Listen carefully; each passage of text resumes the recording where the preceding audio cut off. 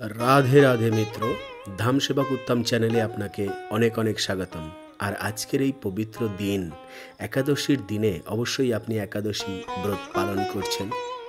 যদি না করে থাকেন তাহলে কোনো ব্যাপার না। আমরা বেশিরভাগ সময় কিন্তু একাদশীর মাহাত্ম্য জানতে চাই। একাদশী পালন করলে কী ফল লাভ হয়, কি হবে, কি পাবো না পাবো, সেই হিসাব নিয়েই আমরা ব্যস্ত থাকি। কিন্তু কখনো কি ভেবে দেখেছেন একাদশীর তত্ত্বকথা সম্বন্ধে? হ্যাঁ, আজকে শাস্ত্র প্রমাণিত এমন এক ভয়ঙ্কর পুরুষের কথা আমরা জানব, যেটি একাদশীর সাথে সম্পর্কযুক্ত। তার বর্ণনা করতে হবে আজকে। তার সাথে সাথে সুন্দর ব্রজধামের প্রাকৃতিক দৃশ্য দর্শন করব এবং একাদশীর তত্ত্ব জানব। আচ্ছা, চলুন তাহলে আমরা এই ভিডিওটি শুরু করি। পদ্মপুরাণে একাদশীর প্রসঙ্গে বলা হয়েছে, একসময় জৈমিনী ঋষি তার গুরুদেব মহর্ষি ব্যাসদেবকে জিজ্ঞাসা করলেন, হে গুরুদেব, একাদশী কি? একাদশীতে কেন উপবাস করতে হয়? একাদশী ব্রত করলে কি লাভ হয়? একাদশী ব্রত না করলে কি ক্ষতি হয়? এসব বিষয়ে আপনি দয়া করে আমাকে বলুন। তখন মহর্ষি ব্যাসদেব বললেন, সৃষ্টির প্রারম্ভে পরমেশ্বর ভগবান এই জড়জগৎ সঙ্গম স্থাবর সব সৃষ্টি করেন। মানুষদের শাসনের জন্য একটি পাপ পুরুষ নির্মাণ করেন। মানে এই যত পাপ রয়েছে, আমরা যত পাপ কর্ম করি এই জগতে, তার একটি মূর্তিমান স্বরূপ রয়েছে। এবং এই পাপযুক্ত ব্যক্তিকে কেন নির্মাণ করেছেন জানেন? যাতে আমরা ভয় পাই এবং ভয় পেয়ে পাপ কর্মতে কখনোই লিপ্ত না হই। সেই পাপ পুরুষের অঙ্গগুলি বিভিন্ন পাপ দিয়েই নির্মিত হলো। পাপ পুরুষের মাথাটি ব্রহ্মহত্যা পাপ দিয়ে তৈরি। ব্রহ্মহত্যা মানে ব্রাহ্মণ হত্যা, গো হত্যাকে বোঝায়। মদ্যপান করলে পরে যে পাপ হয় তা দিয়ে সেই পুরুষের চোখ দুটি নির্মাণ করা হলো এবং মুখ নির্মাণ করা হলো স্বর্ণ অপহরণ করার ফলে। মানে আমরা যদি স্বর্ণ অপহরণ করি তাহলে কিন্তু আমাদের পাপ হবে এবং সেই পাপেই কিন্তু মুখ নির্মাণ হয়। গুরুপত্নী অপহরণ করলে যে পাপ হয় সেই পাপ দিয়ে তার কর্ণ দুটি নির্মিত হলো। দুই নাসিকা নির্মিত হলো স্ত্রী হত্যা, দুই বাহু নির্মিত হলো গো হত্যা পাপে, গ্রীবা ধন অপহরণ করলে ভ্রূণ হত্যার পাপে গলদেশ নির্মিত হলো, বক্ষস্থল নির্মিত হলো পরস্ত্রী গমন করার ফলে, নাভি নির্মিত হয় শরণাগতকে বধ করলে। মানে শরণে আসা ব্যক্তিকে কেউ যদি বধ করে তাতেও কিন্তু পাপ হয়, আর তা দিয়েই নাভি নির্মিত হলো। কোমর নির্মিত হলো আত্মশ্লাঘা দোষে, দুই উরু নির্মিত হলো গুরু নিন্দা করার পাপের ফলে, শিষ্ণভাগ নির্মিত হলো কন্যা বিক্রি করলে, মলদার নির্মিত হলো গুপ্ত কথা প্রকাশ করলে। আপনাকে কেউ বিশ্বাস করে আপনার কাছে কিছু গোপন কথা বলেছেন, আপনি যদি সেটি শেয়ার করেন তাহলে কিন্তু পাপ হবে। দুই পা নির্মিত হলো পিতৃহত্যা পাপে, শরীরের রোম সমস্ত উৎপাতক পাপের কারণে। এখানে বিভিন্ন সমস্ত পাপ দ্বারা ভয়ঙ্কর পাপ পুরুষ নির্মিত হলো, যা দেখা মাত্র ভীত হয়ে যাবে প্রত্যেক জীব। আর সেটি মাত্র আমরা যাতে পাপ না করি সে কারণে। পাপ পুরুষের ভয়ঙ্কর রূপ দর্শন করে ভগবান শ্রীবিষ্ণু মর্তের মানব জাতির দুঃখমোচন করার কথা চিন্তা করলেন। একদিন গরুরের পিঠে চড়ে ভগবান চললেন যমরাজের মন্দিরে। মন্দির মানে গৃহে। ভগবানকে যমরাজ উপযুক্ত স্বর্ণসিংহাসনে বসিয়ে পাদ্য অর্ঘ্য ইত্যাদি দিয়ে যথাবিধি তার পূজা করতে লাগলেন। যমরাজের সঙ্গে কথোপকথনকালে ভগবান শুনতে পেলেন যে দক্ষিণ দিক থেকে অসংখ্য জীবের আর্তনাদ ধ্বনি শোনা যাচ্ছে। প্রশ্ন করলেন ভগবান বিষ্ণু, এই আর্তনাদ কিসের? কোথা থেকেই বা এই শব্দ আসছে?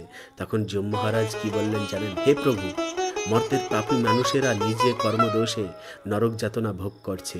এই যাতনার আর্তনাদ চিৎকারই শোনা যাচ্ছে এবং আপনি শুনতে পাচ্ছেন।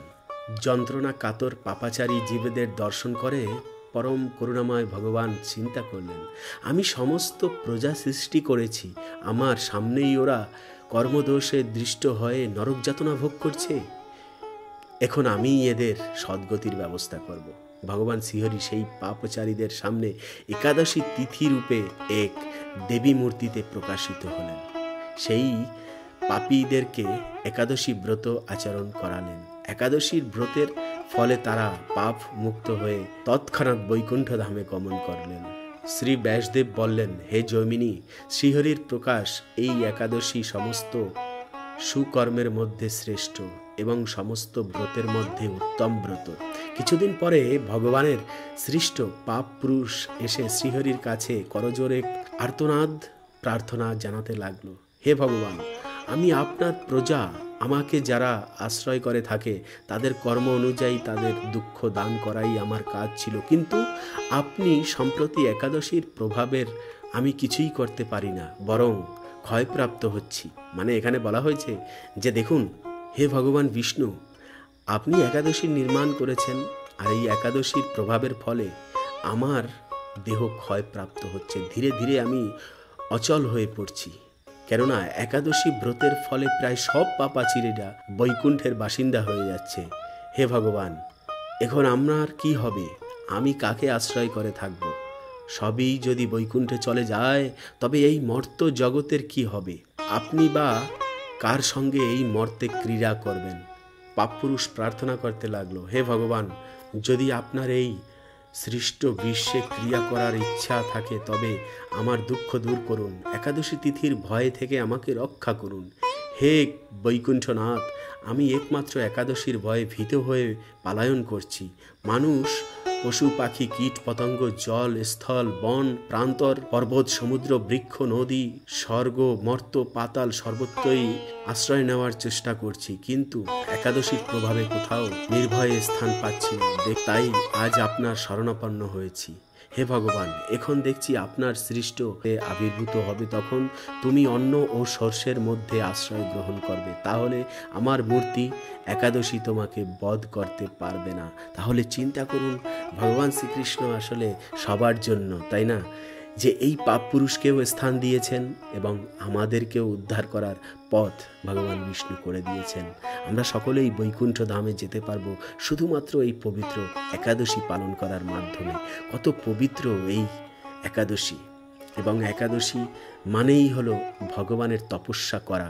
একমাত্র কলিযুগে এমন সহজলভ্য একাদশী কে না পালন করবে বলুন? তারপরেও আমরা কিন্তু এই একাদশী পালন করতে চাই না। কেন?